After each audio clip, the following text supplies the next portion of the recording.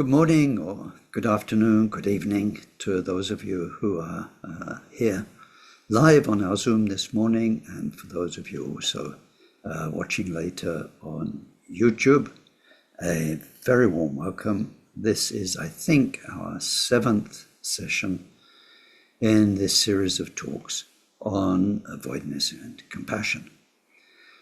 And so we start, as always, and it's a very, very special moment, very important moment when we just stop everything and focus on our, what we call bodhicitta, our own mission to become totally enlightened like the Buddha, so we can really help all beings. So life's busy. We often forget that mission during the day. Our mind's very taken up with this and that.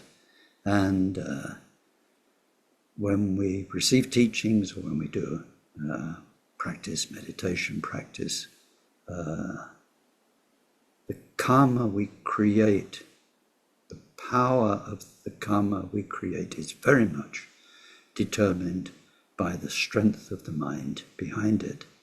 So we call that the motivation, the driving force. And we take this special moment, which is voiced in prayer, but whether you actually read or follow the prayers or not, it's the intention that's expressed in it. Prayers come from here, the mouth. What we're looking for is something that comes from here, the heart. So whatever your mouth is doing, in Tibetan, in English, or just following, this is a time for the heart to open in great loving care to all of our fellow beings and towards ourselves. The best thing you can do for yourself is to get enlightened. Biggest present you could ever give yourself. So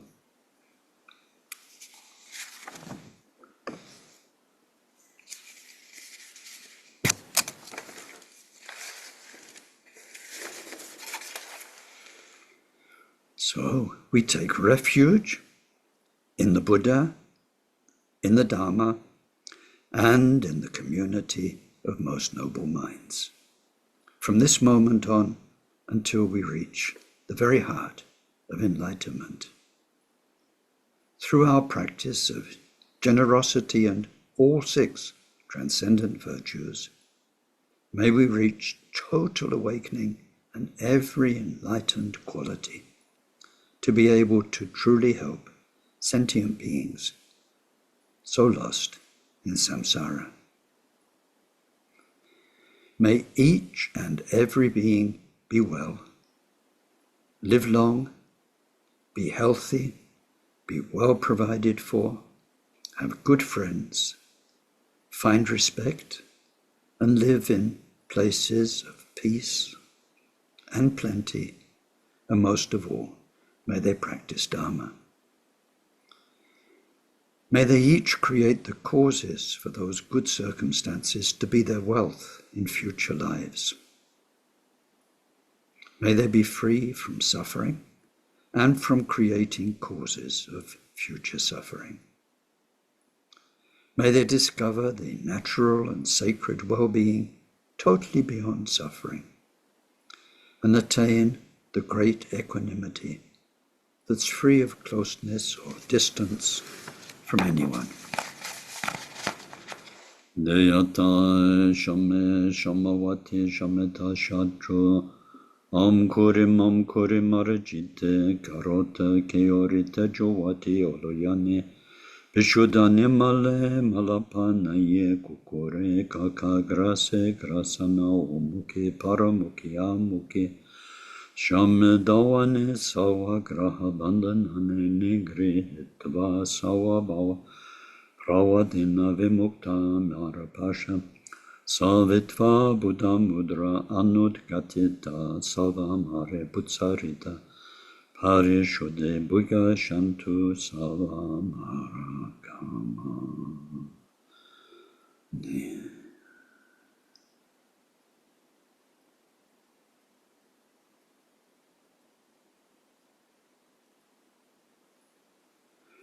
Glorious Guru, source of all blessing, ever present above our heads on lotus and moon seat, through your immense kindness, ever sustain us that the accomplishments of body, speech, and mind flow from you, and we are one.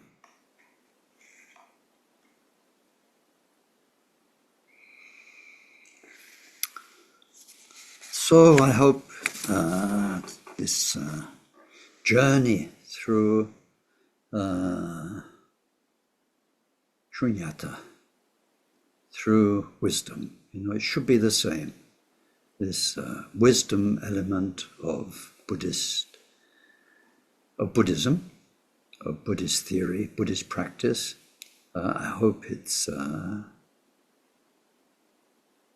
flourishing in your mind, and in general what we are doing is trying to discover the finest flower of human thought, of human understanding of both reality as it is, what's real, what's unreal, what's important, what's unimportant, and most especially about what we call karma, trying to understand why I'm me with my life and what happens to me, why you're you with your life and what's happened to you, and what we can do about it. Trying to really understand what can be done, what can't be done, and how all that works, if we can possibly understand it. And yes, so that's what we're trying to look at. So we started with something very accessible, because it's a Buddhist working view. It's a view. Of course, we're going through stages of views. We're trying to get better and better, but they all work. They can all bring wonderful results. None of them is a failure in that sense. Some work wonderfully, some work even more wonderfully, some work the most wonderfully possible. That's what we're looking at. They're all working views for liberation from suffering, for attaining many qualities, for helping ourselves, and in one way or another, helping others. So we've seen the first level of view is very approachable, because it's how most people tend to think of existence. We are a mind in a material, matter body, inside a material universe, interacting with other minds inside material bodies. There is this mind, matter, whatever you want to call it, duality, dichotomy, all those kind of words, but there's mind and there's matter. And so we can understand things in those terms, and we can understand, most importantly, where we are deluded in those terms, and where our delusions have caused us to make suffering and to experience suffering. That's the most important bit, using that kind of a model. And so we saw two main schools there. We saw the Vaibhashikas, the Sautrantikas. As far as Shunyata is concerned, the Vaibhashikas say if it can be broken down, if it's made up of different things, it's not one thing. That makes a lot of sense, doesn't it? If it's made up of different components, different things, you can't say that is a because it's not. That, whatever we call it, is a word we give to different things assembled together. So if it can be broken down, and the way they say it, if it can be broken down either really and truly into components, matter, or if we can break it down with wisdom. We do surgery with the knife of wisdom. We know that something is made up of other things. Then it is not one thing in its own right. One thing in its own right, which is our definition of existence. For something to exist in terms of Buddhist philosophy on all levels, it has to exist in its own right, not dependent on other things. It is. These lovely, wonderful English phrases like willy-nilly, if that makes any sense to those of you who are not native British speakers, but it exists willy-nilly. It exists no matter what. It just is what it is. It is a thing with its own. What it is doesn't depend on what we bring to it or anything else. It is. That's the meaning of exists in philosophy. Not the same as in the English language, where things, we say they exist, meaning they exist relatively. Not talking about that. So, and in particular, in the first basic views, what we're really focused on is self. A self, a soul, a lasting me. In India, a me with a caste, who will always be this caste or that caste, low caste, always be doomed to suffer, always a loser, always a winner, always at the top of the heap or the bottom of the heap or somewhere in the middle. There is no fixed being. And so we saw in there, first one say, so the Vaibhashikas, if you can break it down, then it's not possible that it exists as a thing. Components come together, and anything that comes together ends up falling apart. That's the Buddha's teaching. The end of all meeting is parting, the end of all gathering is separation, the end of all building is falling down. It's one of Buddha's main teachings. The Sautantrikas still believe in mind and matter, but they say the main thing is about its function. Remember, we spent a bit of time seeing that how something functions, because whether like with desire and attraction, whether you look through the Vaibhashika's eyes at your jam donut and you say it's just a whole load of atoms, really, and so on and so on, and it's perceived through the five aggregates, and so you kind of work on your desire that way. So the Sautantrikas are saying, well, whether it can be broken down into atoms,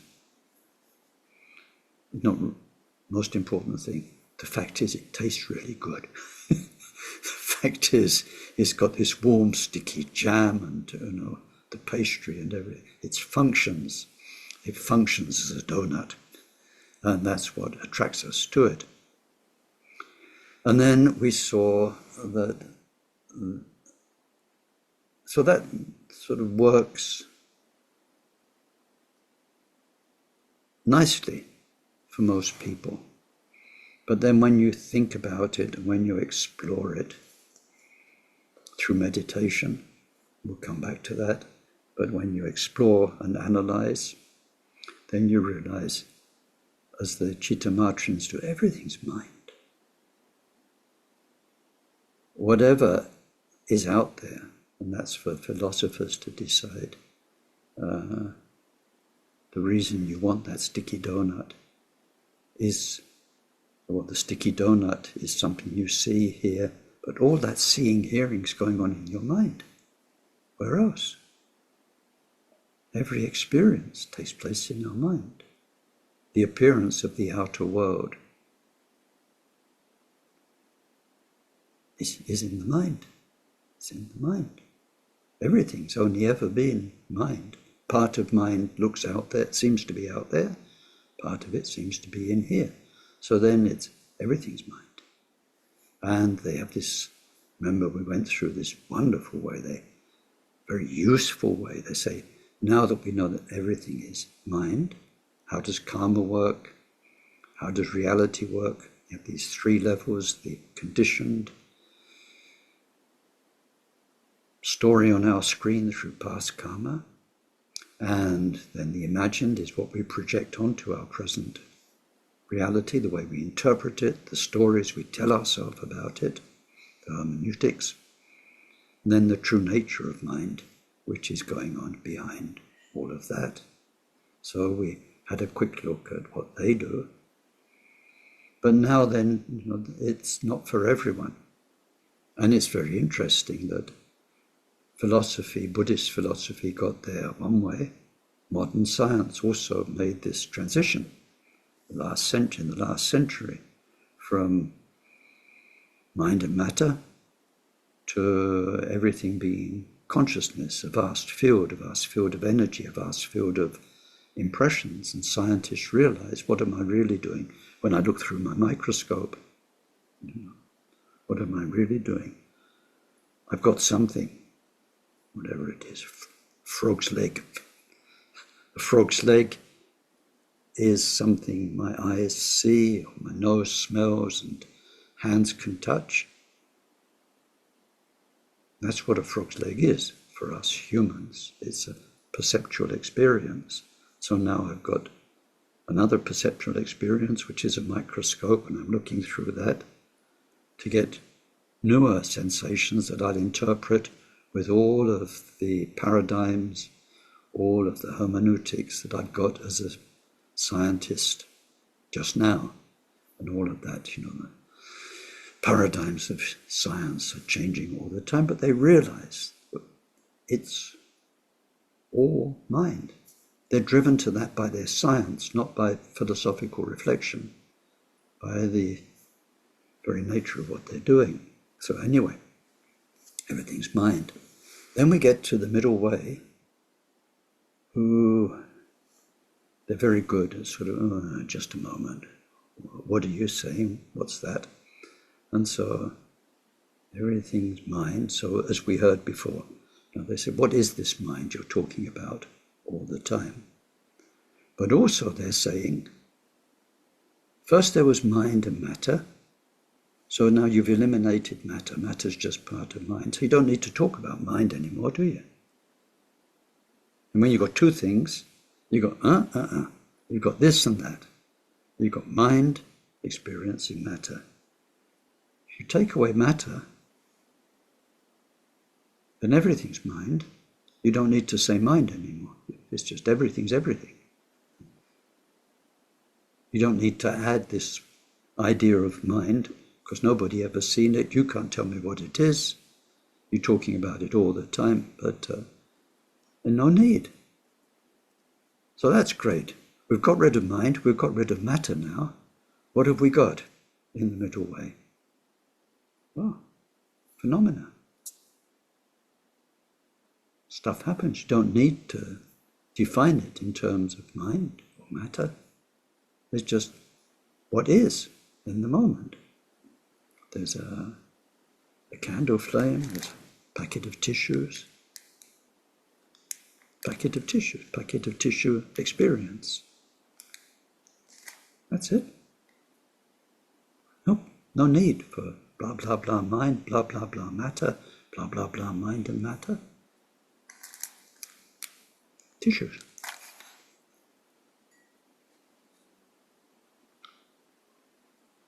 Coffee. Pain. Death.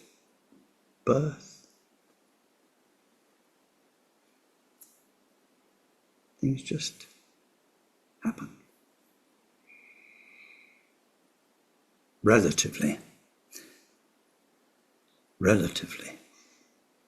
Because the happening of things is always interdependent. Nothing exists. None of it.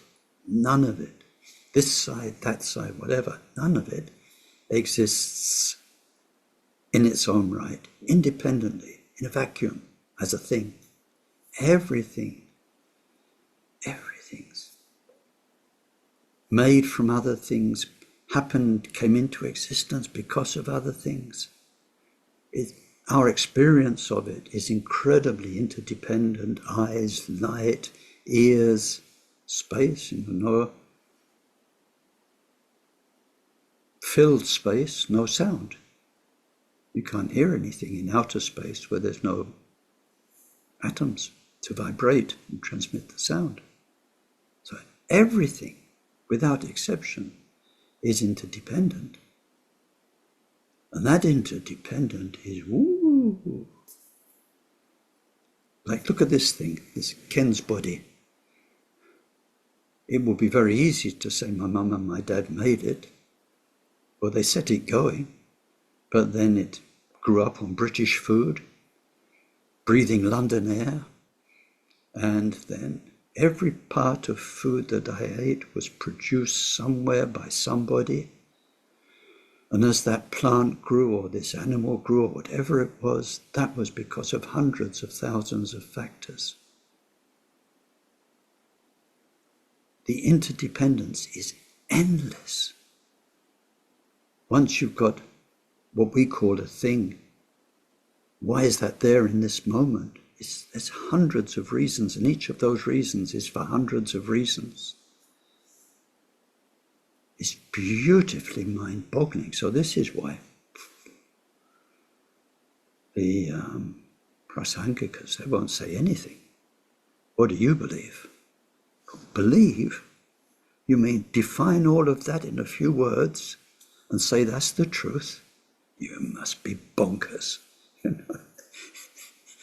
How could a few words that I say or put on paper to describe this interdependence, which sometimes they call the net of interest, like a net where everything's connected, like the threads in the net. Not only is it all interdependent, but the whole thing shifts every split second. It's a new kind of...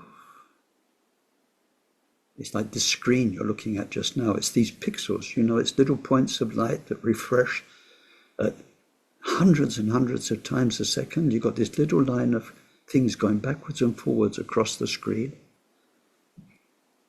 Like this, up and down so fast that it looks like one image. If you could really slow down this talk, you'd see dot, dot, dot, dot, dot, dot, dot, dot, and the sound wouldn't even be audible. It would be like that. But it goes so fast, changes so fast. How can you say this is what's happening? How can you? And others, so you don't say anything. That's the best. And when other people have got their version of what's happening, oh yeah, God's doing this, or whatever, then you can help them understand that they're maybe not quite 100% right with logical thinking and so on. And if they say, then what do you think? Then the other ones, the Svatantrikas, who say, you should be able, to present some view, then you can say interdependence. Very nice answer, but you leave it at that, because what is interdependence is enormous, and it's indescribable, and it's endless, and it's changing all the time. But it is interdependence because we see that happening, although it's this amazing, mind-blowing web. Nevertheless, you put a seed in the ground, you water it, time goes by, and it produces something.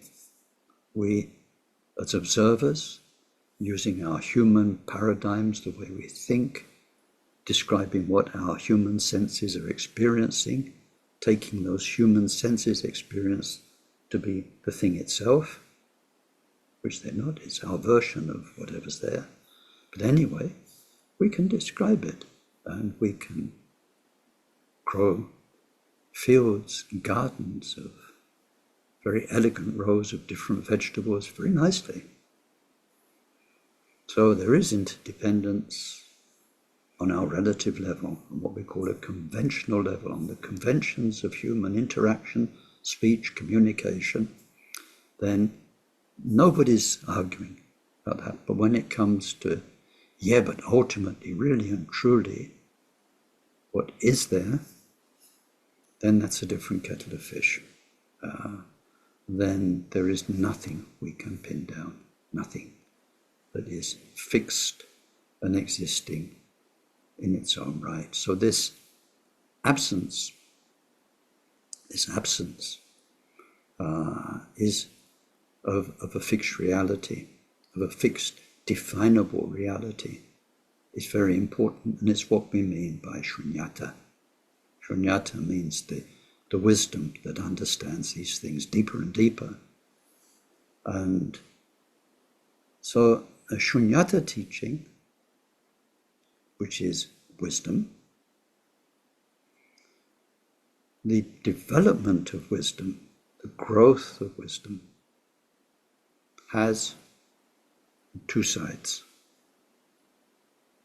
In order to get wiser,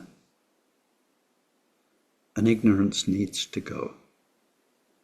What you didn't know, or what was a limited knowledge, or a wrong knowledge, has to go, and that makes you wiser. And to understand the topic of all these talks, number 7 now, of Sunyata, we need to understand that mainly the getting rid of the ignorance is the main point of the Sunyata teachings. It's all no, no, no, not.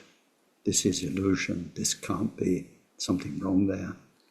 Because once you get rid of the confusion, get rid of the ignorance, the misinterpretation, then the truth is a bit more obvious. The wisdom is there automatically.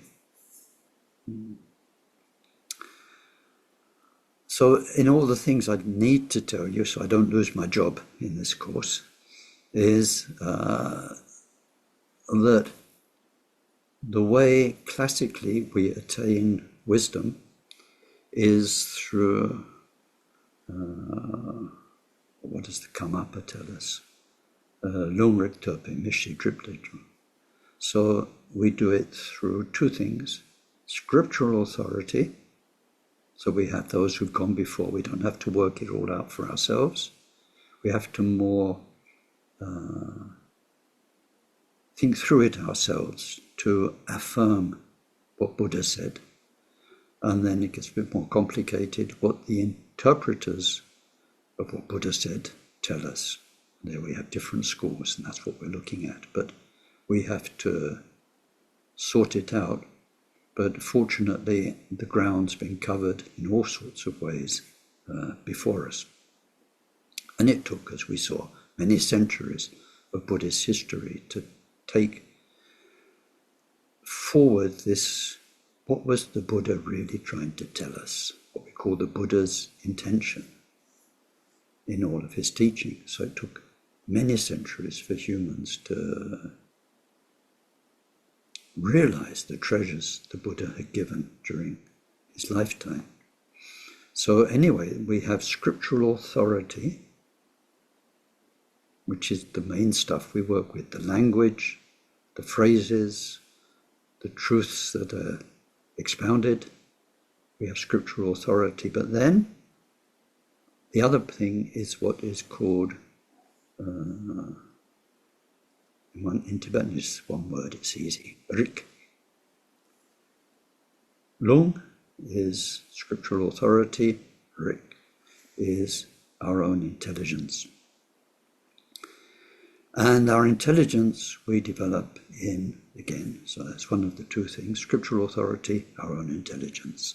Our own intelligence is in two main areas. So there is called direct valid cognition. Direct valid cognition. So direct cognition, you actually experience it directly. But it needs to be direct valid cognition, not direct distorted cognition. So it's something we see with our own eyes, hear with our own ears, touch with our own hands, and so on. It's one thing, direct valid cognition. And the other thing is logic. So classical examples, a fire. A fire is hot and warming. You get closer to it, you get warmer. You touch it, you get burnt. It's got all the characteristics of a fire. We can all stand around as intelligent human beings and go, fire, fire, like this. We can all agree. We can all bring our hands closer and closer, and they get warmer and warmer. And we can boil water and make a cup of tea. It's got all the characteristics of fire. So there is direct valid cognition. But then the logic or the deduction is we see smoke coming from behind a mountain, and we know that when there is smoke, there is fire. Or in the good old days there were. These days, well, if you saw the Olympic Games and that balloon thing they had in Paris, it looked like there was a fire going on, but it was just water vapor and lights. So that's tricky. But I mean, in simple terms, if there's smoke rising from behind the mountain, you can't see the fire.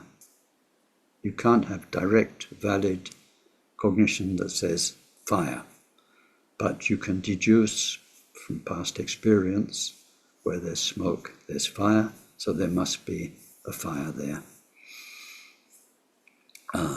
and so on. You know, if you can smell something burning, a forest fire on the other side of the mountain, you can't see it, but you can smell it. You think there must be a fire. These days, it could be someone with a bottle of pre-prepared burning forest essence, waving it under your nose. You get like smoky bacon flavor for food, which is made in a laboratory, and so on. It could be that. These days it's more difficult. Life's tricky. Can't trust anything. But if we go back to times when things were simpler, you've got direct valid cognition. Direct cognition itself goes into two areas, valid and invalid. So sometimes people get things wrong. And normally what we talk about as intelligence or wisdom is in that area. If somebody says this road goes to Birmingham, and somebody says, no, it doesn't, it goes to Cardiff, well, one of them's right, and one of them's wrong. If somebody holds up an animal and says this is a snail, and then it's not a snail, it's a slug, and somebody says, no, it's not a snail, snails have got a little house on the back, this is just a slug, it's something like that. We have words and terms that we use accurately to define reality, to express our own experience, to communicate with each other. And within that very relative area of conventional truth, based on our own personal experience, there is relatively right or wrong, wise or confused. And so direct cognition, we don't all directly cognize the same or label the same. So I hope this is making some sense. I have to talk about this, if we have different schools and different philosophers arguing, then how does that work? Now this gets interesting, because this is one of the big areas of divergence between the Svatantrikas and the Prasangikas. The Prasangikas, remember, they're the ones who don't say anything. Preference, right? So then the Svatantrikas, they say we ought to be able to say something. It's not fair to the others. We ought to have our own view, which is interdependence. But then the Prasangikas, who, remember, will speak in order to show what's wrong, but they won't speak to say what's your own view. So when the Svatantrikas say, we do need to be able to expound our own view to others who have a slightly different or very different view, then what the Prasangikas will say is, well,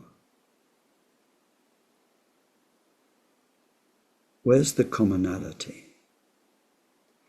In your direct perception, how can you know somebody else is perceiving things the same as you? Because mind is intimate, is personal. We can't get inside another person's mind. The only thing we have is words to express our mind, our experiences, our feelings with each other. And then in order to talk, debate, argue in terms of words, your definitions and your paradigms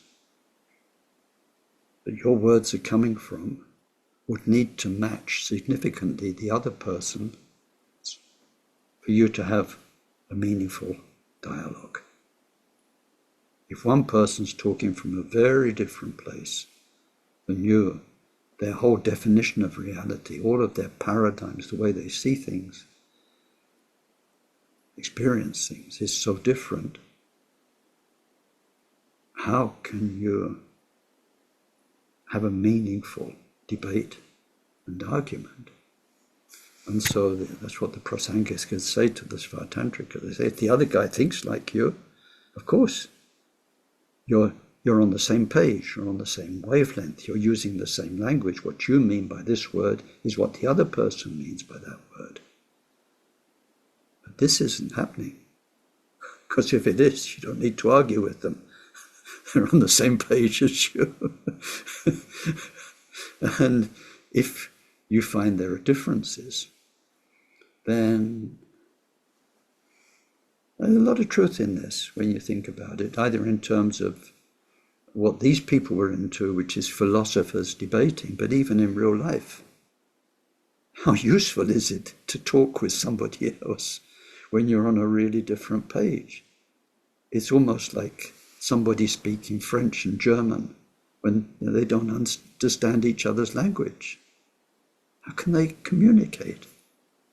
I'm sure we all experience this in life. So that's an interesting difference between the Prasangikas, the Svatantrikas. This thing about, in general, the value of our ideas, the language, the interpretation we are projecting onto things, thinking, I've got it sorted, I've got it understood, I know what's going on.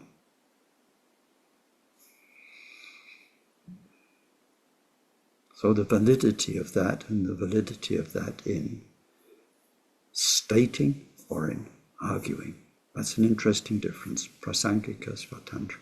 But then if we look at the whole of madhyamaka in general, there, and this is the big point I think we need to understand,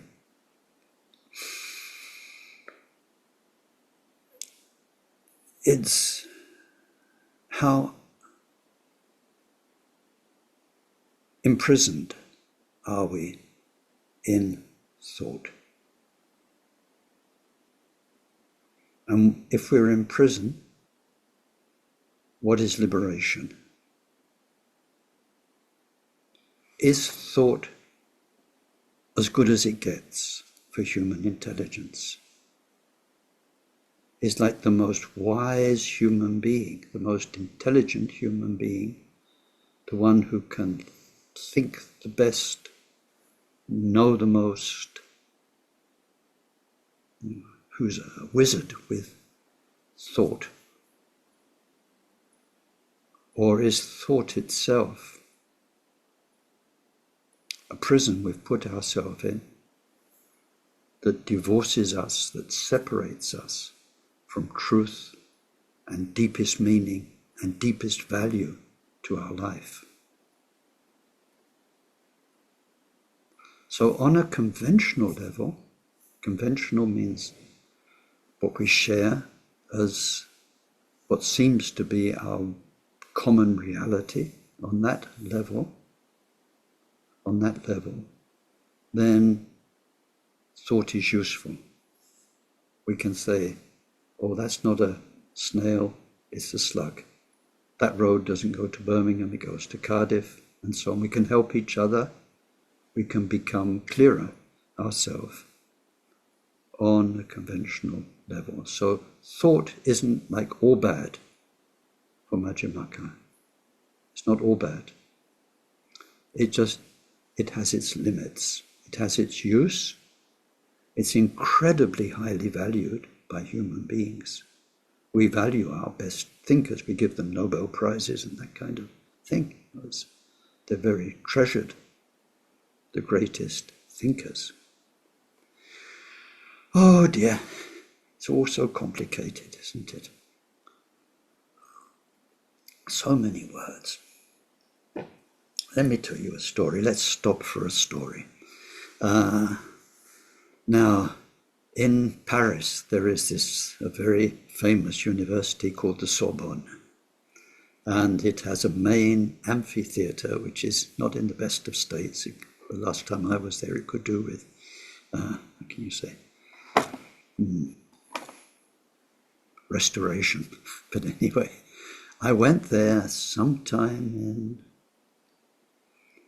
I think, the late 1980s with Akon Rinpoche, and he was invited as a Buddhist speaker in a very, very wonderful gathering of key people from different faiths. So we were in the main amphitheatre. I forget what we were talking about, but I was Akon Rinpoche's interpreter into French, and we had a wonderful Sufi guy. We had Shuraki, who was a Jewish person. He just finished a new translation of the Bible. Very, very interesting man to talk to, especially for somebody involved in translation. And it was a terrific meeting. And Akon Rinpoche was a naughty boy. He'd asked to speak last. And I said, why? He said, I don't want to make a talk first. I just want to hear what everyone else has got to say and then see what comes at the end. So that was a bit cheeky. So anyway, we listened to all these really nice talks about different topics. And then Akon Rinpoche's turn came. And he said, well, while you've all been talking, I've been looking round. Now, the amphitheatre of the Sorbonne has some statues in it, and one of them's the statue of the thinker, right? You know that statue? Where there's kind of an elbow on the knee and the forehead resting on the closed fist like this, right? Somebody thinking, it's a bit constipated in a way, trying to get the answer out. It's like going to the toilet. And so he said, I've been looking at, and he said, and I was thinking about that statue up there. So he pointed to the thinker. And he said, I meet a lot of this in the West. And he said, I think, just makes me think, how beautiful is our Buddha statue? Just so sort of balanced and peaceful and wise. And then he carried on with his talk. But that really made an impression. I mean, it made an impression on me, but I think it made an impression on everybody about the value of thinking and the value of being. Right. And so thinking is very treasured as useful, even when we get to the highest levels approaching complete liberation. You've got the noble eightfold path, or the eightfold path of noble beings, realized beings, and right thought is one of them. So thinking is useful. Right thought on that level, you don't need it yourself. You're beyond thought. But you need it to help other people because they're still thinking and their thoughts are important to them, and thinking and words is the only way we have of communicating. It's very hard to communicate pure being, although of course in meditation and in transmission that does exist. The sharing of true being, the sharing of minds. But in normal teaching activity, then we have words, and words are just the sounds that reflect thinking, putting thoughts and ideas together. Let's spend a moment with that. Just a second.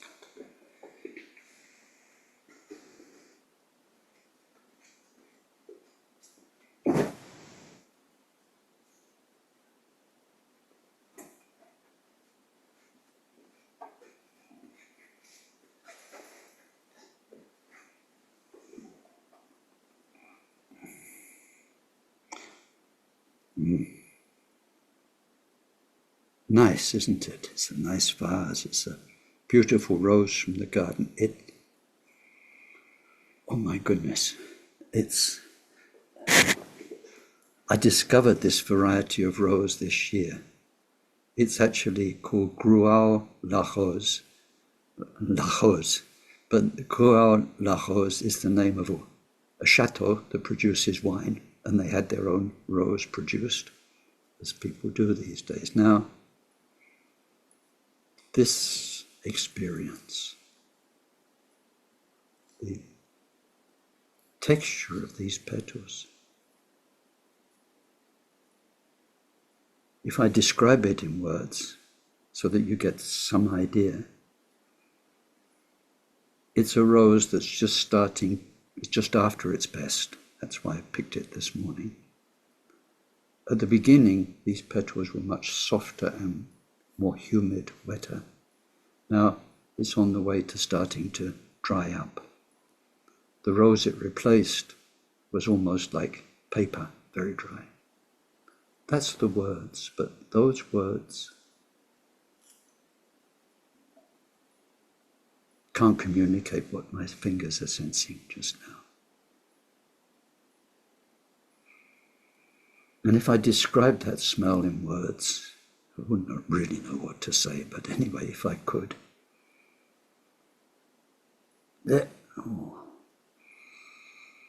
Oh my goodness. There's just no way. There's no way. And the shapes, you see all of those amazing, amazing shapes. Each petal's different, and the way they're configured, and the number of rows, and so on. It would take a chapter of a book of words to even start to describe this. Yet I can say, if we take the real thing away, put it somewhere very safe. This morning I picked a beautiful rose. You understand, don't you? The word rose means something. It conjures up an image. This whole talk, every word has conjured up an image for a split second. We moved on to the next word. This is language. It is so poor compared with what each word talks about. Yet we understand it. We think in these abstract notions. It's like me. Look, Ken. Ken, you could do the same as with the rose. I've got texture, I've got softness, I've got a beard and all of these things. You can't, but in real life you could come and sort of touch me and smell me and get a real direct, valid cognition, sensorial experience in that moment. I might smell different 5 minutes later or whatever, but you could do that. Then you could maybe very accurately take a photo. Or less accurately, you could make a painting. And less accurately, you could make a sketch, a Ken sketch. Kim made a very, very wonderful sketch of me some time ago. Thank you, Kim. It was very nice. And but then cartoonists, they've got this amazing gift of, with just a couple of lines, and you know who it is, right? Let's go through that again. The real person, the real physicality, the photo, the painting, the sketch, the cartoon. Words are like cartoon level. It's a sound, rose, rose, rose. And then when I say rose, in your mind it makes a quick, something that comes in and out.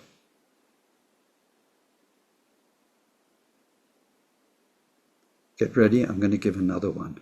See, try and catch it, what comes in and out of your mind when I say it. Dandelion. Something came in and out of your mind when I said it, didn't it? What was it? What was it? It's so strange, language, and yet it means so much. We use it to talk, to describe, we use it for philosophy. So what the middle way, all of them, are very aware of, because we've taken our understanding deeper, is how thoughts, or what are thoughts, and how limiting they are. How ignorant they make us in a way. So I'd like to give another example, very simple example. I always use the same one. Sorry to be boring, but you are in a vast, vast open area, like a desert or a long plain. Nobody there, nothing. And then you see a little, it's just like a black speck moving. And it's moving, so you think it must be a living being. But you can't tell what it is. Human being, bear, what? You don't know. So you wait. And it's coming closer, and it's coming closer. And now you're in direct valid cognition. You are actually looking. You get your telescope. And then you still can't see. And then as it gets closer at the moment, it's a human. And then it gets closer, and then it's George. Hey, George is coming. The moment you said George, your direct valid cognition stops, and your thinking assumption, George is coming. You're not really interested anymore. You might look to see what's George wearing today. But once you've told yourself, oh, his tweed jacket, again, you're going to stop directly cognizing, and you're going to be within your preconception, your label.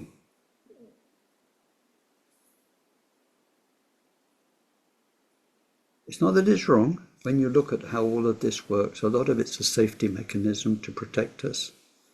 But we are living within labels a lot of the time. Let's make this very, very real. Couples, people who don't see, I don't just mean visually, each other anymore. They might not even notice what the other person's wearing. And as soon as they come in the door, they're in there, oh, right, there's somebody's here. They're not aware of what's going on in the other person. And this goes on for years and years until one of them freaks out and says to the other person, you don't see me, you don't know me. Because so much is happening in them that the other person is not even interested in, because they're living in their projection, their labeling, their assumption, their moans, their groans and all. Does this make any sense? I'm not saying it happens to everybody. I'm just saying, as an example, it does happen with humans. We don't see each other. We live in a kind of blinkered world where instead of being open and aware, each moment, the people, their feeling, their vibration, what they're doing, what they're interested in, we are locking them out behind a label, behind a projection. So we're doing this all the time with our mind. It's fascinating. You go into a room, and once you recognize it, when we did the 5 aggregates, once you recognize it, then you're kind of in a safety zone. I know that, same as it was yesterday, but you'll come in the door and within a split second you'll notice somebody shifted that photograph. What that means is you have registered the whole room and tick, tick, tick, tick, tick, yeah, all okay, same as it was yesterday. You've not really looked at it, but it's all, something's different. We've compared. This labeling is, and the kind of the dullness, it's kind of like an I know, familiarity. When somebody's telling you something, you say, yeah, I know that, I know, yeah, I've heard that already, yeah, I've seen that already. It's this kind of, I know, I've got it all sorted. Thought is a prison when we get to a certain level. Clear thinking, direct valid cognition, and so on. Philosophy is helpful up to a certain point, at which point it becomes a barrier and a prison that we need to escape from. So another point I need to make, especially from a Kagyu viewpoint, is that with Sunyata we always have 2 approaches. One is purely academic, philosophical, in terms of logic, words, and the other is experiential. All Buddhist traditions have this, but it's a question of balance. Whether the experience is just there to validate the ideas of your tradition, their philosophy, or whether the words are just there as a reflection of the experience, which is the main thing. And when we look back at the great masters of philosophy, Asanga, Nagarjuna, all of their followers and so on, they had such deep experience that they're trying to help us from their point of understanding, to help us the only way they can, through words, through ideas. So these teachings on Sunyata, on Buddhist wisdom, are academically interesting. There's an awful lot of books been written, things said about them, but especially in our Kagyu tradition, the main thing is to actually experience what's being said in these traditions to actually experience everything's mind. Everything's mind. It's when the penny drops, it's incredible. And because everything is mind, what is possible or not possible changes a lot. And then this middle way of interdependence. So it's very important, it's vital to meditate so that this human life of ours is valuable to us.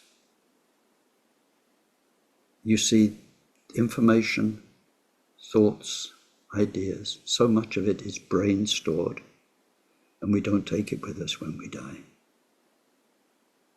It's like a hard drive. If somebody has been a very great Buddhist philosopher and they die, and then 9 months later in the maternity ward, they don't come out waffling philosophy. All they want's milk. And their previous philosophical years and years of study and debate and argument will give them a propensity for learning it again in a new life. They will learn more easily. But unless it's a real super being, it won't just all come back.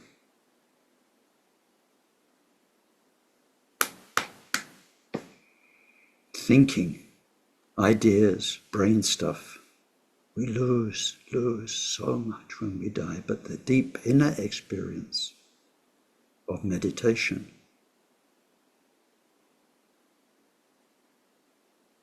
where not that we can argue that it's like a dream, but actually as we're living our life moment after moment, it's like a dream. That's the difference. That will survive death. Much of it, much more of it, will survive death.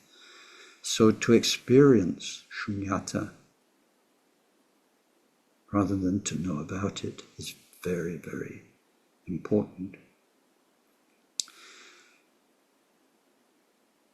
Earlier on, I mentioned these two sides of shunyata. In order to move forward into wisdom, we need to get rid of another layer of delusion, another layer of confusion, or simply not knowing, by breaking through into a new level. So the wisdom is kind of the positive side, and the negative in terms of negation, of shedding the illusion, is the other side of the same process. Same process is like the light coming on removes the darkness. The more you turn up the light, the more the darkness instantly goes. So now we come, because we need to, I don't have the diagram to hand, or I do, but I don't particularly want to put it on the screen just now. So far, we've been looking at India, and Indian thought, and these four main schools: Vairashika, Sautantrika, Chittamatrin, Madhyamaka. Now, in Tibet, they received the quintessence of most of that wisdom and the methods that go along with the wisdom. But in the development of the shunyata thinking, two trends emerged that weren't trends or schools in India, but that became trends or schools in Tibet. And on the chart that I sent out, then these are called rang-tong and zhen-tong. And it's just now we're going to move on to look at zhen-tong thinking. The rang-tong thinking is very much like what the middle way cultivated in India. So we don't need to add anything very much in Tibet. There are schools, in particular the Gelugpa schools, who are very rang-tong, so that the Indian middle way teachings are very precious to that school. There was somebody called Dolpo, some of you may know, is a region of Nepal. There's a Milarepa cave there. Some people do retreat there. It's quite remote. And Khenpo Tsultrim Gyamtso, he had, or has, I don't know, small center there. So Dolpo Pa means somebody from Dolpo. He went to Tibet. First he went to, I think, I can't remember, maybe it was Mutang, or people say Mustang, or people there sometimes say Mustang as well. But anyway, and then he went on into Tibet itself. And so his name, Dharma name, was Sherab Judson. He's known as Dolpopa, the person from Dolpo. And through him, the zhen-tong thinking evolved. Now, he was, for quite some time, a disciple of the third Karmapa in the Sopu monastery. And that's probably where he got this zhen-tong thinking, from the Karmapa. The third Karmapa was one of the most brilliant of the Karmapas. He mastered all the schools of his time, in particular the Kalachakra teachings, which are quite powerful in method in the zhen-tong view. That view is backed up by experience. The experience comes from the yoga stages of the Kalachakra teachings. So the third Karmapa, beside being an expert in all the teachings Mapa had brought to Tibet, Milarepa expanded. He was also a Kalachakra expert, an expert in astrology, medicine. He was, and of the Nimapa teachings. So he was an incredibly great mind. So Dolpopa was his student, but then after that, most of Dolpopa's life was spent in Sakyapa monasteries. But he carried the thinking, well, we would say, further. Of course, other schools wouldn't say further, but we would say further. So, and this is where we get to an affirmation rather than a negation in the meaning of Sunyata. But this is important, what I just said. Nearly all the Sunyata teachings, all through the different levels of Buddhism, are all no, not, wrong, illusion, can't work. They're negations. Nearly all of them. In the end, we come to an affirmation. So Dolpopa's thinking is a fusion of, cast your mind back, in the different schools of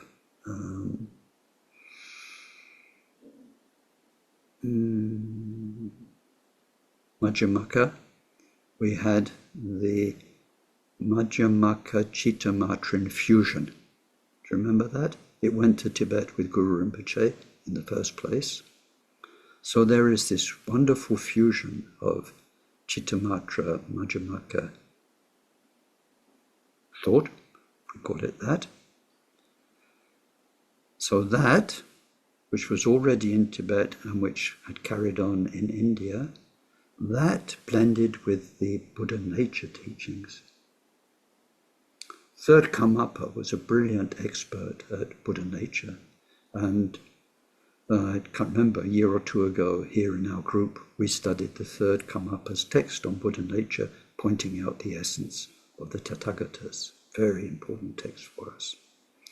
So if you put the Buddha nature teachings together with the middle way Chittamatra infusion.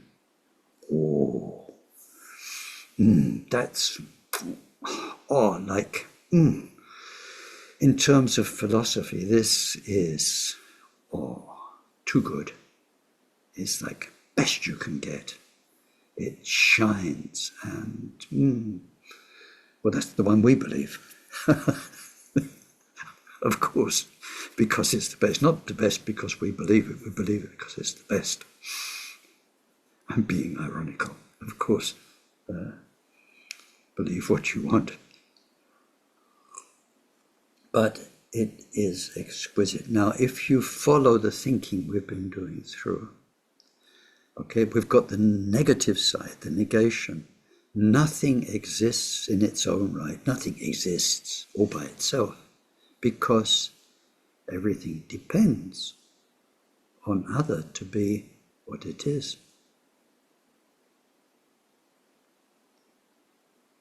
And the other that it depends on, in turn, depends on others, and each of those others depends on others. So it's like one thing that branches into many, and each of the many becomes many more and many more. So you end up with the understanding that everything's connected. Everything. It's amazing as you experience life like that. Everything's connected to everything else, and it's changing all the time. It's beautifully alive. It's fresh. It's dynamic. We have a word for this. Many, many words in Mahamudra, specialist words in the text. But one general word is called soma. Soma means it's like fresh this moment, and it's gone. And the next moment, fresh, and then it's gone. The next moment, fresh, and then it's gone. You're really alive. And you're not dead inside thought and projection, presumption. There's the living moment without any debriefing, if we can put it that way. So, the meaning of voidness is nothing exists in its own right. That's the negation, because everything depends on and has been connected to, is connected to everything else. So the meaning of voidness is everything. We are touching one point of everything. You know, it's like they say every breath you breathe has been breathed by all the humans in the past, and that kind of mathematics where they work out the volume of the atmosphere and the way breath gets dissolved and all of that. Everything is connected. It's a richness. It's a wealth. And so does that make sense? Nothing exists in its own right. Of course, that's middle way. That's the Sunyata. Sunyata itself means absence. It means isn't. Absence means without. That's why it's translated in funny English. It's not real English. Empty of. We see it in Buddhist texts. It's not English. Something's empty of this, empty of that. Doesn't make sense in English language. Devoid of, that makes some more sense, but anyway. But the word shunyata means doesn't have own existence because of this interdependence, interconnection of everything. In the moment, just now, everything is interconnected in this moment, but then because the past makes the future happen. There's an interdependence through time and in the present through space. So without putting those labels and words on it, for the meditator, that's how everything is. It is this richness. Now within that richness, in terms of our own experience, where is the Chittamatrin element? Well, we have those three realities. Part of the isness of this moment, was generated by past karma. Part of it is what we're projecting onto it in terms of it's called the imagined or the thinking, projecting mind. And then the third thing is the real nature of this moment or this mind, whatever you call it, this living, interdependent. The real nature is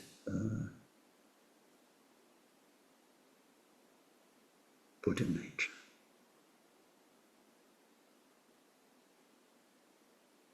Every moment your mind is Buddha, except because of the power of the conditioned, the power of our karma, and the power of the imagined, what we're projecting, which means we're busy in our story, we're locked up in our story. We are, moment after moment, ignoring the true nature of that moment, the true nature of our mind, the true nature of everything, which is Buddha nature, rich in all of the Buddha qualities and Buddha activity. That's shut down by our obsession with our own story on those two levels. So that's where the citta matrin element comes in. But where it doesn't come in is we don't need to call it mind. We don't need to make this myth of mind. We just have, well, what the middle way have.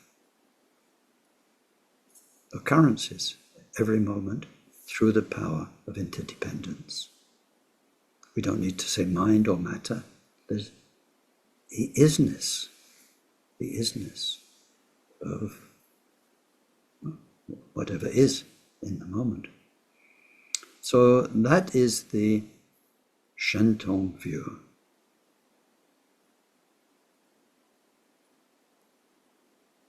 When we explore that view, because ultimate truth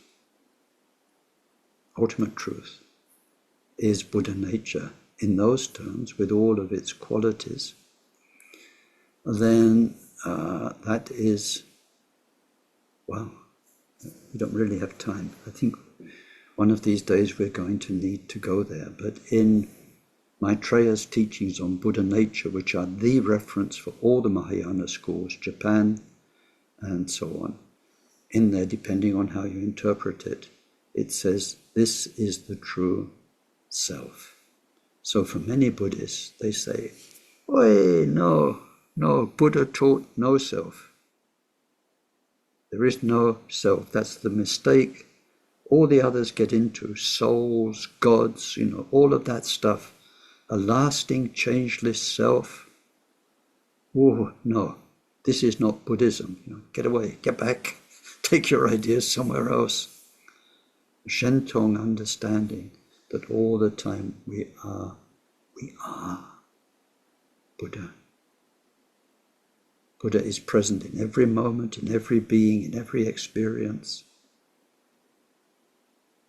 They say this is like other religions' understanding of God, the presence of God in every moment.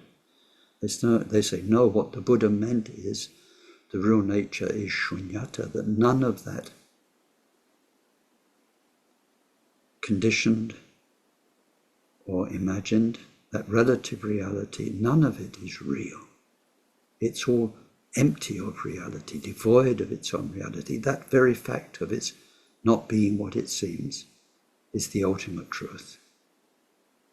That space beyond concept, where nothing is real, everything is only happening interdependently, that space. So in that tradition, those traditions, they say then, if you experienced what ultimate reality is like, what's it like? They say, oh, it's like fainting or losing consciousness. There's nothing. Nothing. So that there's quite a difference. It's much more subtle than I've been able to present it, but I have to do something in a few minutes to make some sense, right? So I have to, how can you say, stereotype it. I have to cartoon it. But basically, that's it.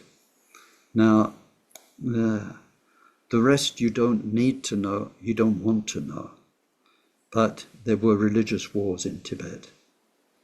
The pretext for the religious wars were religious ideas. But the real reason was politics and power from different empires and wanting influence in Tibet and manipulating religions, or religious leaders manipulating military leaders as well. It wasn't all roses. So you don't need to know that, but you do need to know perhaps that the zhen-tong thinking has survived by a thread.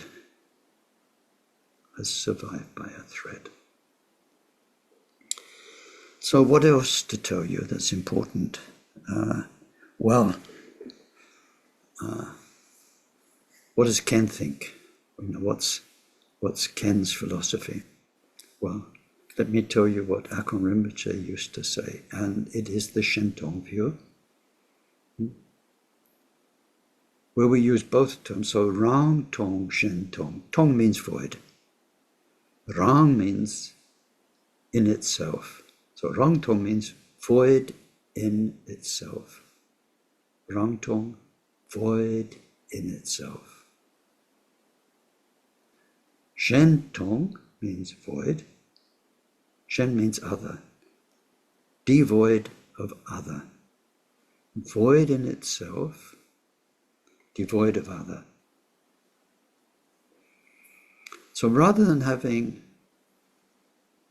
two schools, rang-tong, where everything is void, void in itself, everything, whatever you investigate, whatever you explore, through direct valid cognition or through inference, is devoid of any reality. Rang-tong. That's one school. Then zhen-tong, devoid of other. Buddha mind. Buddha is the truth all the time, the only truth, but there all the time. Like in our prayers at the beginning, glorious Guru above my head, Guru Rinpoche, Tara, there all the time, whether we recognize them or not. So there is nothing other than that. Nothing other than that. So two schools. But then in the real zhen-tong thinking, ready for it? Take a deep breath. Have a sip of tea or coffee or whatever your drink is.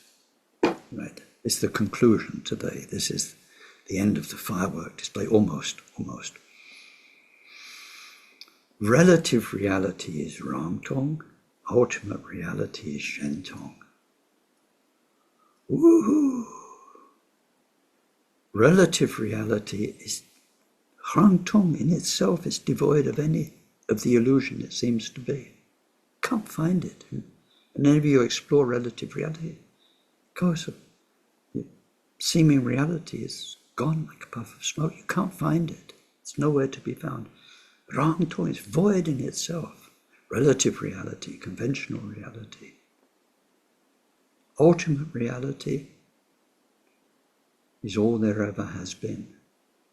It's zhen-tong, devoid of anything other. The other never even existed.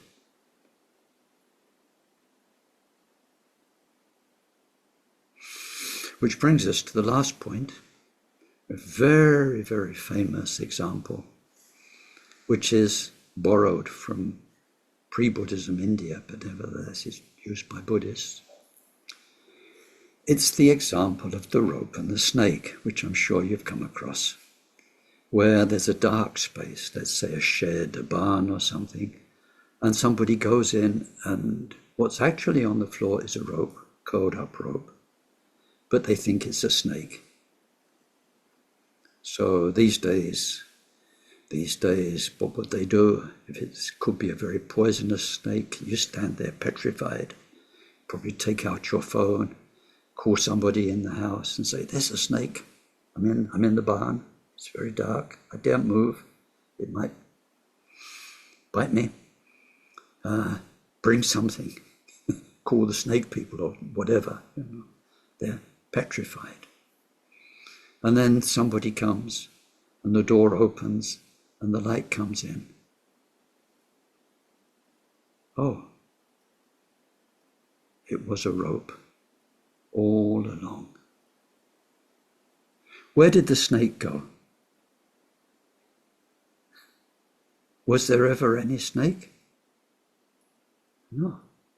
The snake was only in the deluded projection of the scared person. But there never was there even a bit of a snake anywhere? Even for a second, a real snake? No. So in the zhen-tong thing, all is Buddha. All of those illusions that we are suffering from just now, it's not as though they existed. They were illusions, like the projection of the snake. It never existed in the first place. So once Buddha is recognized, there never was anything else. Never has been. Never will be. It's zhen-tong, devoid of other. It's all there ever is, has been, will be. Good. So let's stop there for today in terms of ideas and thoughts. And let's dedicate whatever was meaningful and helpful in our session. May whatever virtue was created by our session contribute to the state of omniscience being attained by the main enemy, mind's defilements, being completely defeated.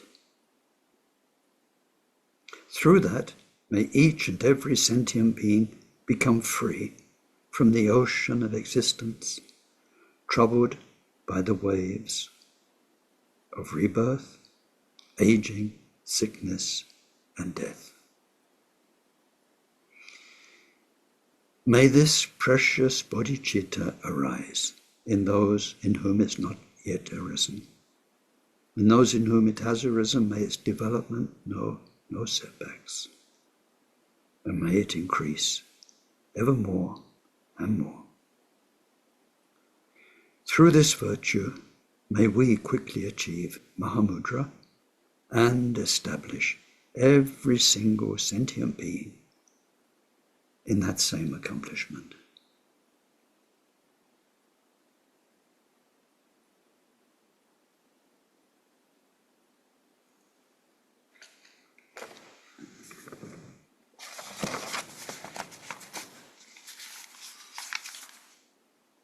So now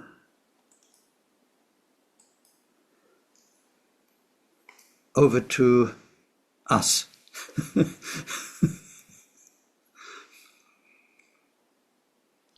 I've got a question, Ken. It's Yes, Jane. Jamie. Yeah. I've got 3 questions, but they're all kind of related to each other. So I'll say all of them. So the first is like, what kind of level does someone have to be on to have true, direct, valid cognition of shunyata? Mm-hmm. And then at what point do we know when to drop thought? And then also is like the fabrication or imagining of living shunyata, like you were talking about, like the step in getting there. Mm-hmm. And like, do we need to be careful about not adding another layer of delusion as well? Or do we kind of just not bother about that if we, that's the questions. Yeah. The answers to this lie very clearly in a teaching called the 5 Stages of the Path. And so I think I did a video or 2 on that. I can send you the link. And then there's a chapter in Khenpo about that.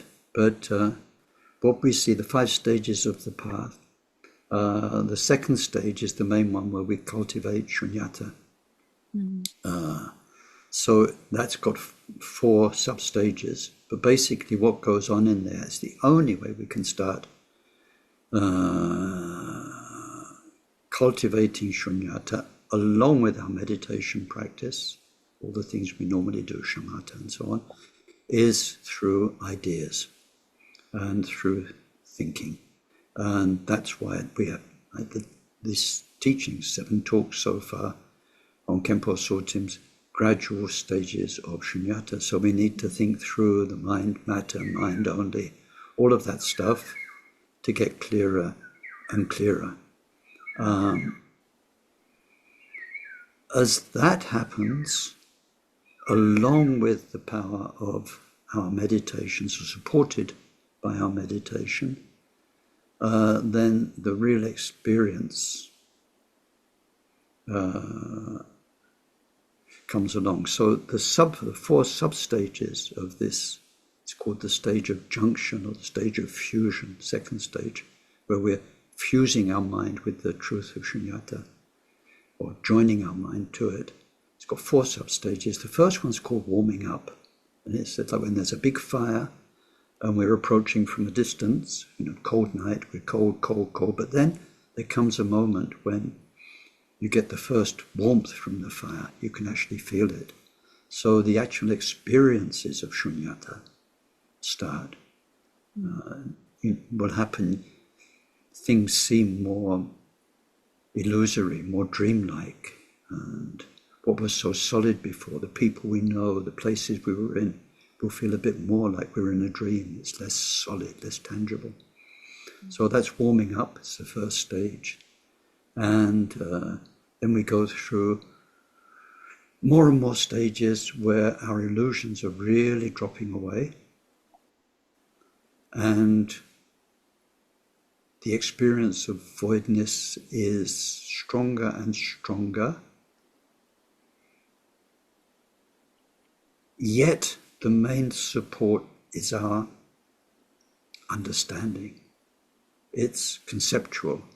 It's in the story we're telling ourselves about the reality we're experiencing. And even if the words aren't so loud and clunky in one's head about shunyata, nevertheless, as we're navigating our way through life, our compass is the voidness instructions. So that's compared, as we go through that second stage, it's compared to dawn. So before you actually see the sun, there's light, isn't there? There's a first glow, and then a bit more and a bit more, and then you can see things quite well before you actually see the sun popping over the horizon. That's where all the light's coming from, the sun, but you don't see it yet. So as we go through that stage, it's like the light of dawn making things clearer and clearer. And then as the illusions go and the karma's worked on and so on, the next stage is called first bodhisattva level. And that is where there is an irreversible, direct experience of Buddha nature. Irreversible. That will become, from that point onwards, our default nature. Is who we are. Up until that point, in the first stage, we are pretty solid. In the second stage, we're dissolving. By that stage, we're dissolved, almost, let's say. There's a whole load of your history still present, but it doesn't get you anymore.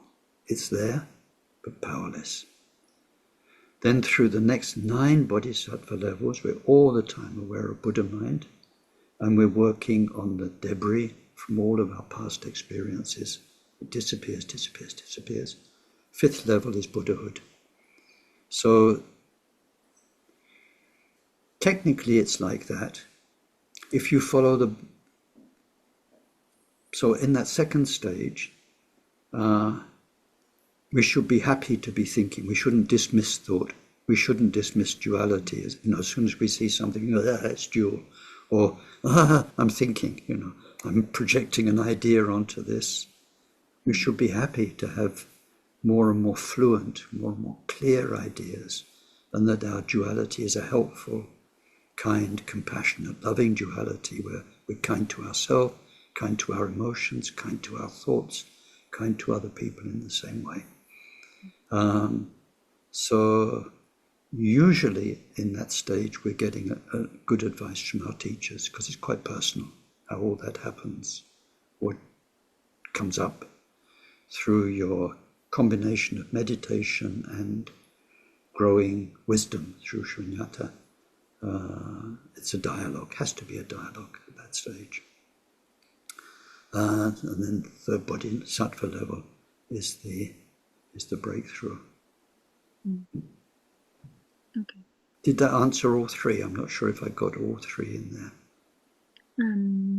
Oh yeah, I know what I wanted to say. Excuse me. I asked you a question, I'm interrupted.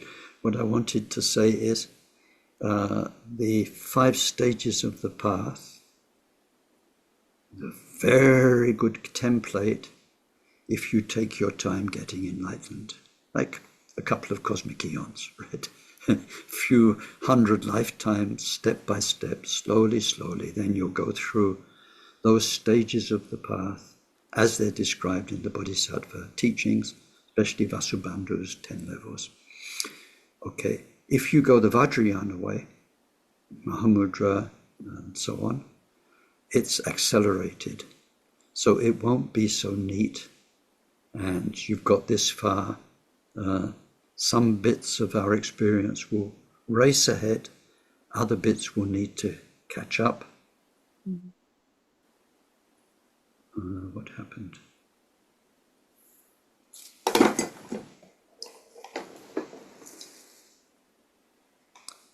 Did you just lose me?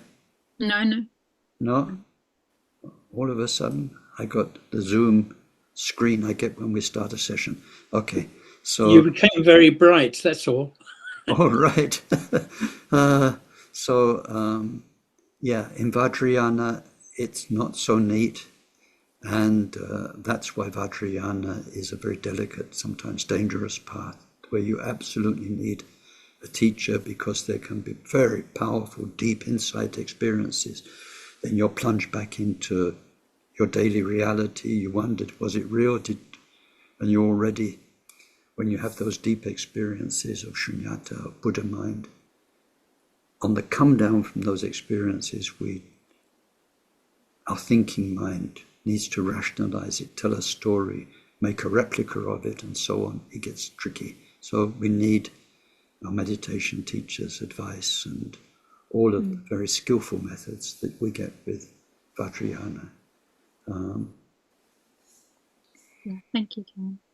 Yeah, and I'll watch the videos on the 5 stages of the path as well, if you could. Yeah. Okay, I'll send you the links. Okay. Thank you so much.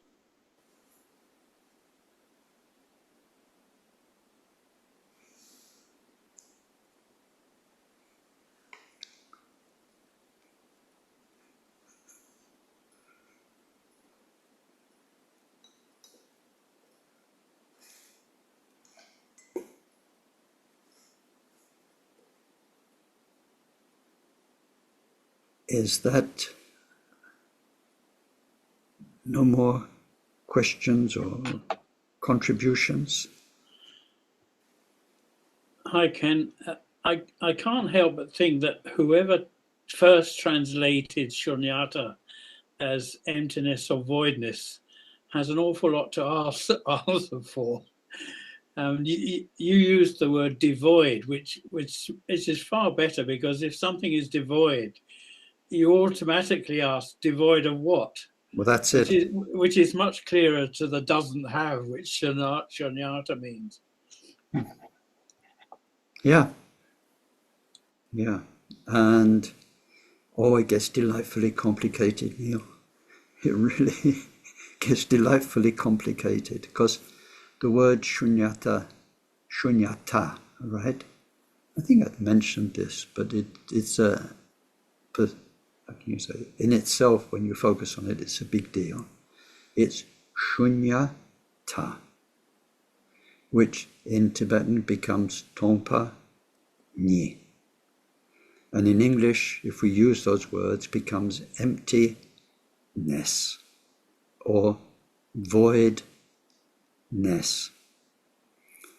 So the shunya, or the tongpa, or the empty or void is more like a noun, a substantive, where you've got like something, a void, or empty, nothing there. The meaning of empty is nothing there. So, and it's nothing to do with that. It's not about a something. It's the shunyata, the ness. It's the voidness, that something is devoid of the reality it seems to have, which is what we really mean. What we're experiencing in samsara is devoid of the reality it seems to have. Why some people say empty of. Not a void, which is something else. It's not nothing. So I think we need, I didn't intend to spend so many sessions on these stages of the path, but I think we need to do another session, because one thing I'd written in my notes for today, what I wanted to talk about, is how in the middle way, which is free of extremes, one of the extremes is non-existence. So any thought of like nothingness, empty, so the words are so hard, you can't help but say emptiness in English. But, when people say it doesn't exist, they're wrong. When they think it doesn't, shunyata means something doesn't exist at all. Doesn't mean that. Doesn't mean there's nothing there. Like with ego, when they say ego doesn't exist, doesn't really exist in its own right, independently. But then Buddha's not teaching that. He's showing that ego is interdependent, impermanent reality. We all work as though we're, function as though we're somebody. So it's the shunyata, it's the being devoid of that solid reality of a self. It's not how it seems. It's not like that. Doesn't mean it's nothing at all. It means it's something else. It's interdependence. So interdependence, in very real terms, very, very real, practical terms, on our relative level, it's you, it's me. It's what we call a stream of consciousness, if you want a term for it. But that's going to go on and on and on for lifetime and lifetime and lifetime. So most of Buddha's teaching is telling us about how that happens. Reincarnation, karma, suffering, making other people suffer, making ourselves suffer. It's so different from nothing at all. If there was nothing at all, Buddha wouldn't need to teach. Who would he teach? And about what? And who would he be anyway? There wouldn't be a Buddha. He's talking about it's not what it seems to be, so that devoid of, yeah, you're quite right. But the reason I said it's a big deal is that in one commentary to the Buddha nature teachings, I think it's Jamgon Control the First, there are 17 pages about the ta of shunyata. 17 pages, right? About how it's not, it's what in Tibetan they call tong jang, just empty. It's the emptiness of. And as soon as you've got emptiness of, you've got a relative reality that is not what it seems. It's the emptiness of. It's all of these words with ness. Stickiness. Stickiness. It has to be something that's sticky. You can't have stickiness all by itself. I can't send you a jar of stickiness. There has to be jam or oil or something that is sticky. All of those words like that. Something's colourful. Has to be something that has colour. I can't send you a jar of colour without something that's coloured. It's impossible. So a lot of people, I mean, this wouldn't be worth me waffling on about if so many Buddhists didn't get this wrong. When they think of Sunyata meaning nihilism, so many people.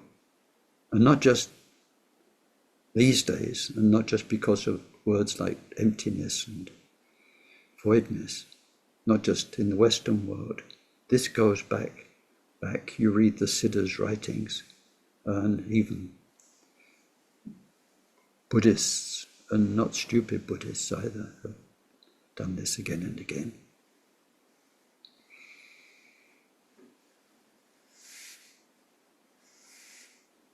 Okay, thanks for that. But overall, I'm sure for everybody, thank you for these 7 teachings on Shunyata, not voidness. Shunyata.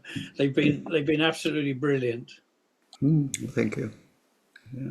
Yeah. So I think what we need to do is another one, because I get fired if I don't mention these. I've mentioned them already, but these 4 extremes of neither existence nor non-existence, because what I was just talking about is middle way is not non-existence.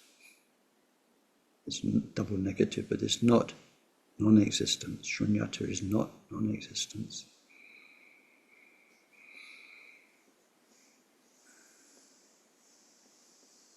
And then once we get to not non-existence, then we need to explore, but what does existence mean anyway? What does it mean to exist or to not exist? And that's where we have to look into this word, in translation, what to say. Born, arises, comes into being, coming into being, something coming into existence. If something is, it has to come into existence. So this born, and then in our deep, beautiful yogic poems, unborn, the unborn mind, what does that mean? Well, it's a negative, so it's unborn. So what does born mean? What does it mean for something to arise? How can something arise? And then, so I need to do another session on that. Now, in terms of other sessions, the program is being modified, because in 2 weeks' time on Saturday, I'm not available for Zoom. I won't have the signal to Zoom. So normally 2 weeks' time. Is it 2 weeks' time? Yeah, 2 weeks' time there's nothing. So normally in 3 weeks' time, it will be the first Saturday of the month and our Tonglen session. But the first Saturday of November, that's in 3 weeks' time, will be when we carry on these voidness compassion teachings. So there won't be a Tonglen first Saturday of the month. There'll be Saturday philosophy teachings. And by that time, we'll be in the beautiful waters of compassion. And we'll have left Shunyata far behind. Okay, well, if there's nothing more, then I just wish you bon appetit and have a terrific week. And I'll see you next week. Take care, Ken. Yeah. God bless you. Oh, thank you. All the best. Merci beaucoup, Ken. Bye. Thank you very much, Ken. You're welcome. Thank you, Ken. Bye. Tra now. Tra everyone. Bye. Thank you.